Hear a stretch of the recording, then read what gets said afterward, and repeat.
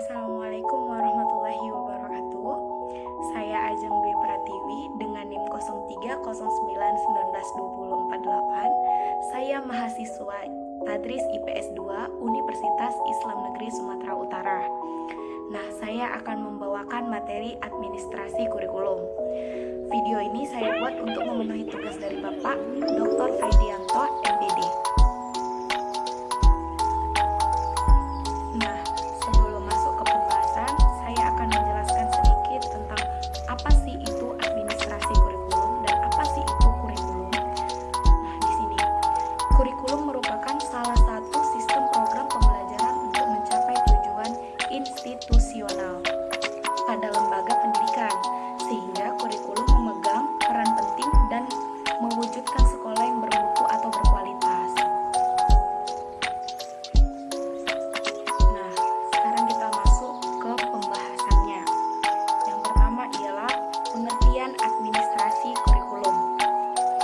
Administrasi adalah penataan atau pengaturan sumber daya untuk mencapai tujuan organisasi.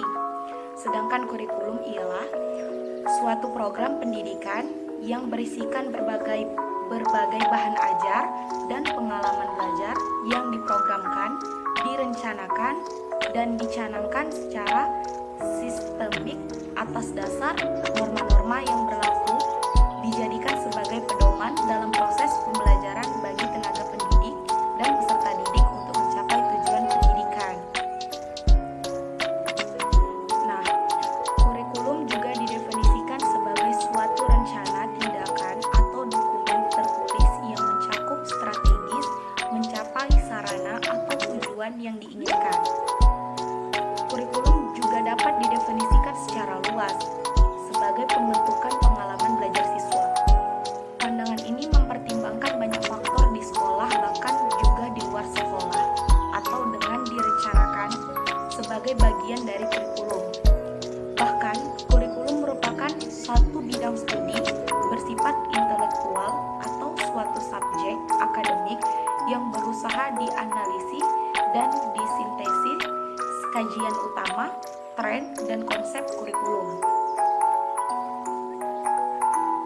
Administrasi kurikulum didefinisikan sebagai suatu proses mengarahkan agar proses pembelajaran berjalan dengan baik sebagai tolak ukur untuk mencapai tujuan pembelajaran oleh siswa. Rangkaian bahkan juga di luar sekolah atau dengan direncanakan sebagai bagian dari kurikulum. Bahkan, kurikulum merupakan satu bidang studi bersifat intelektual atau suatu subjek akademik yang berusaha dianalisis dan disintesis kajian utama, tren, dan konsep kurikulum. Administrasi kurikulum didefinisikan sebagai suatu proses mengarahkan agar proses pembelajaran berjalan dengan baik sebagai tolak ukur untuk mencapai tujuan pembelajaran oleh siswa. Rangkaian proses administrasi kurikulum di lembaga pendidikan adalah mencakup bidang perencanaan, pengorganisasian, dan koordinasi, pelaksanaan, dan evaluasi atau pengawasan. Nah, dengan itu dapat disimpulkan bahwa administrasi kurikulum merupakan seluruh proses kegiatan yang direncanakan dan diusahakan secara sengaja dan bersungguh-sungguh, serta pembinaan secara kontinu atau berkelanjutan terhadap situasi belajar mengajar secara efektif dan efisien demi membantu tercapainya tujuan pendidikan yang telah ditetapkan. Nah, baiklah, itu tadi pengertian dari administrasi kurikulum dan administrasi kurikulum. Kemudian kita masuk ke pembahasan selanjutnya, yaitu yang saya bahas di sini, operasionalisasi administrasi kurikulum. Nah, secara operasional, kegiatan administrasi atau manajemen kurikulum itu dapat meliputi 3 kegiatan pokok, yaitu kegiatan yang berhubungan dengan tugas guru, peserta didik, dan seluruh sivitas akademik atau warga sekolah atau lembaga pendidikan.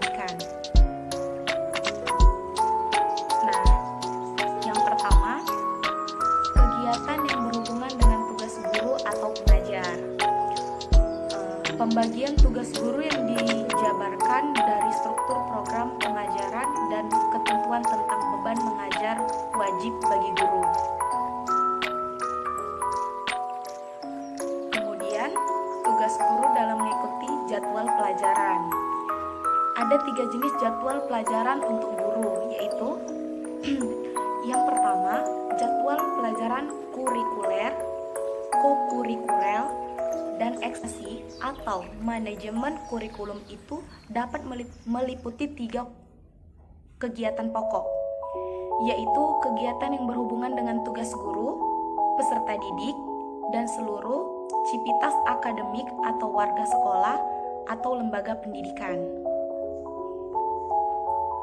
Nah, yang pertama, kegiatan yang berhubungan dengan tugas guru atau pengajar.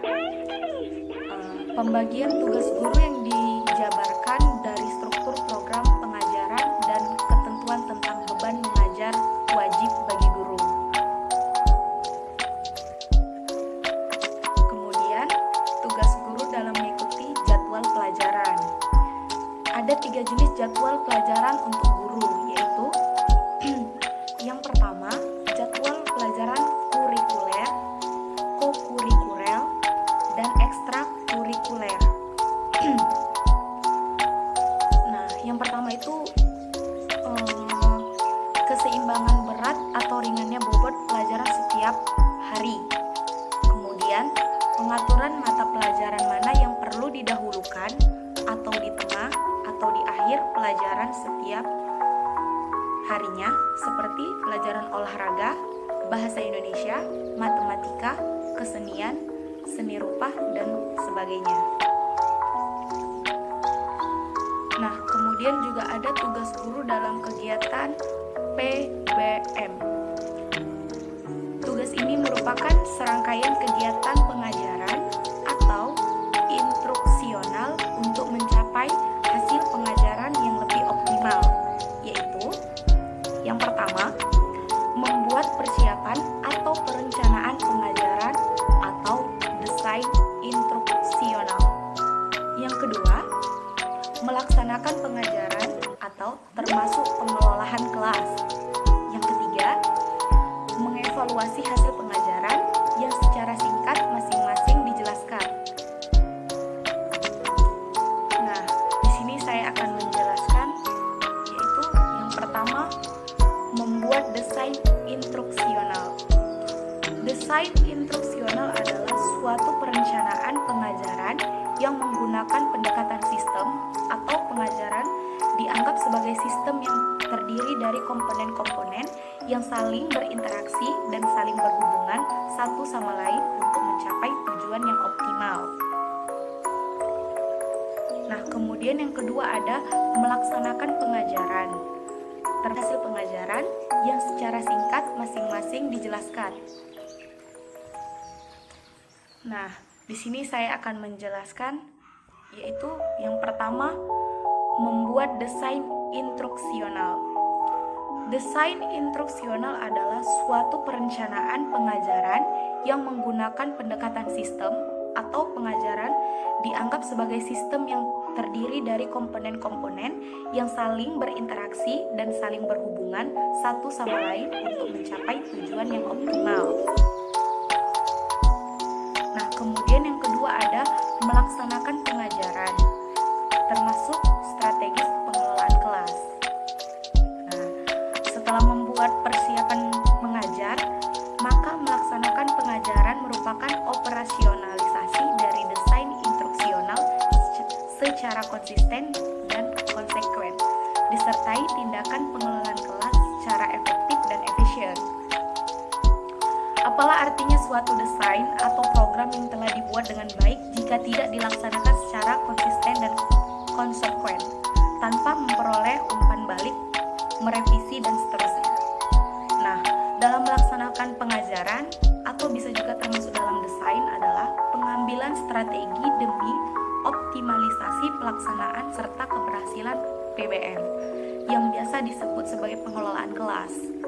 Pengelolaan kelas ini bisa termasuk strategi fisikal dan non-fisikal. Nah, kemudian yang ketiga adalah mengevaluasi hasil pengajaran atau belajar. Evaluasi adalah sarana untuk menentukan pencapaian atau tujuan pendidikan dan proses pengembangan ilmu sesuai dengan yang diharapkan. Tampaklah bahwa ada hubungan timbal balik antara evaluasi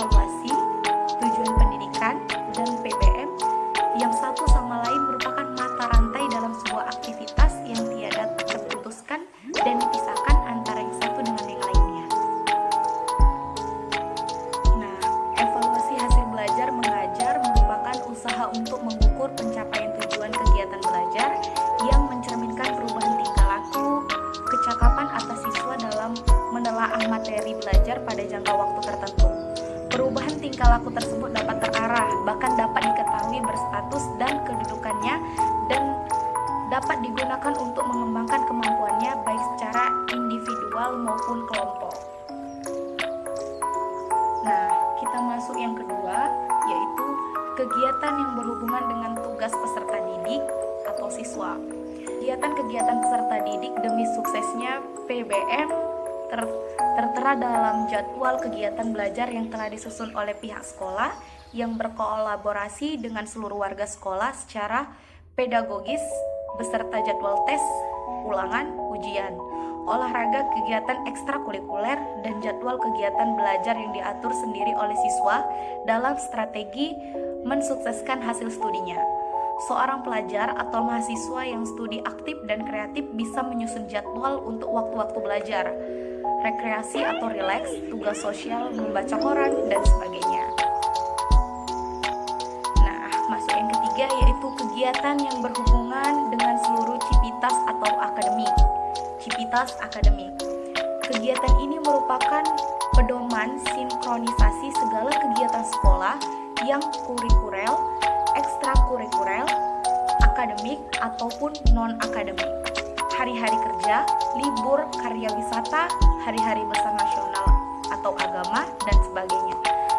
Nah, kegiatan ini adalah sebuah kegiatan yang akan melibatkan pihak-pihak terkait sehingga terjalin sebuah bantu kerja sama yang harmonis antara peserta didik dengan para guru dengan personilnya lainnya, dan serta didik dengan personil lainnya. Nah, masuk ke materi yang terakhir, yang keempat, yaitu kegiatan-kegiatan penunjang pembelajaran. Nah, di samping ketiga kegiatan pokok tersebut di atas yang sudah saya sampaikan tadi, nampaknya masih perlu diketengahkan kegiatan-kegiatan penunjang pembelajaran untuk dibahas, yaitu bimbingan penyuluhan atau BP, unit kesehatan sekolah atau yang biasa kita sebut dengan UKS, ruangan atau lapangan olahraga, dan perpustakaan. Dalam upaya meningkatkan kesuksesannya PBM, maka beberapa kendala PBM perlu diatasi, yaitu faktor kesehatan non-fisik, faktor kesehatan fisik, dan faktor kelengkapan bahan bacaan dan lainnya. Nah, dalam konteks ini, eksistensi sekolah adalah dalam rangka tujuan pengajaran dan pembelajaran. Seringkali personil sekolah di daerah merencanakan bagi masalah yang mendukung pengajaran dan pembelajaran seperti halnya fasilitas, transportasi, teknologi, dan pengembangan staf tanpa pengembangan rencana khusus untuk menciptakan dasar kebutuhan kurikulum. Pengetahuan dan keterampilan apa harus dimiliki pelajar untuk berhasil secara sama antara pendidikan dan dunia nyata dalam hal hidup di luar sekolah. Hal ini hanya dapat dicapai dengan usaha sistematis yang dilakukan administrator, guru, dan pustakawan dapat memberikan kemungkinan peluang pembelajaran terbaik bagi pelajar dalam memelihara sekolah. Nah, di atas tadi yang sudah saya sebutkan dapat diaplikasikan terhadap keseharian administrasi kurikulum. Nah, mungkin hanya ini yang dapat saya sampaikan dengan materi administrasi kurikulum. Kurang dan lebihnya saya mohon maaf. Saya akhiri. Billahi taufiq wal hidayah. Wassalamualaikum warahmatullahi wabarakatuh.